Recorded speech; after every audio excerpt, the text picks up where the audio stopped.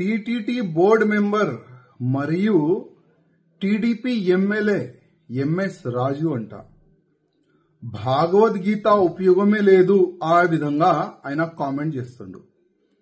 నేను మా చంద్రబాబు నాయుడు గారికి ఒక రిక్వెస్ట్ చేయాలనుకుంటున్నాను.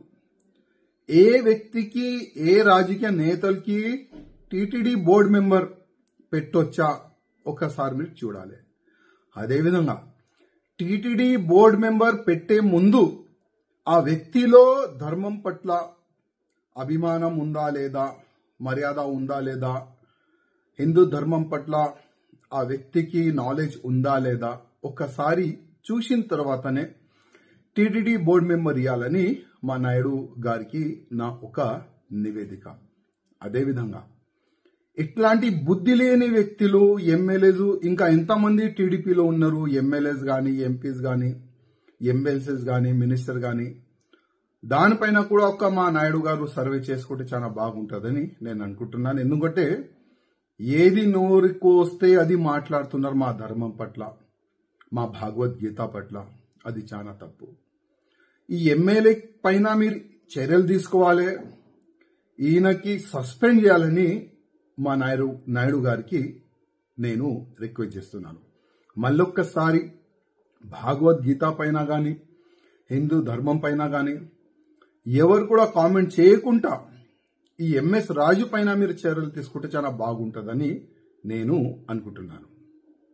టీటీడీ బోర్డు మెంబర్ మరియు టీడీపీ ఎమ్మెల్యే ఎంఎస్ రాజు అంట భగవద్గీత ఉపయోగమే లేదు ఆ విధంగా ఆయన కామెంట్ చేస్తుండు. నేను మా చంద్రబాబు నాయుడు గారికి ఒక రిక్వెస్ట్ చేయాలనుకుంటున్నాను. ఏ వ్యక్తికి ఏ రాజకీయ నేతలకి టీటీడీ బోర్డు మెంబర్ పెట్టొచ్చా ఒకసారి మీరు చూడాలి. అదేవిధంగా టీటీడీ బోర్డు మెంబర్ పెట్టే ముందు ఆ వ్యక్తిలో ధర్మం పట్ల అభిమానం ఉందా లేదా, మర్యాద ఉందా లేదా, హిందూ ధర్మం పట్ల ఆ వ్యక్తికి నాలెడ్జ్ ఉందా లేదా ఒకసారి చూసిన తర్వాతనే టీటీడీ బోర్డు మెంబర్ ఇవ్వాలని మా నాయుడు గారికి నా ఒక నివేదిక.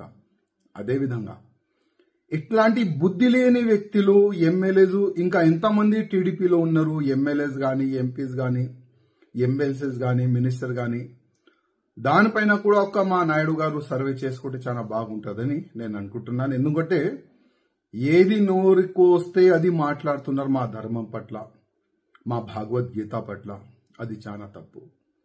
ఈ ఎమ్మెల్యే పైన మీరు చర్యలు తీసుకోవాలి, ఈయనకి సస్పెండ్ చేయాలని మా నాయుడు గారికి నేను రిక్వెస్ట్ చేస్తున్నాను. మళ్ళొక్కసారి భగవద్గీత పైన కానీ, హిందూ ధర్మం పైన కానీ ఎవరు కూడా కామెంట్ చేయకుండా ఈ ఎంఎస్ రాజు పైన మీరు చర్యలు తీసుకుంటే చాలా బాగుంటుందని నేను అనుకుంటున్నాను.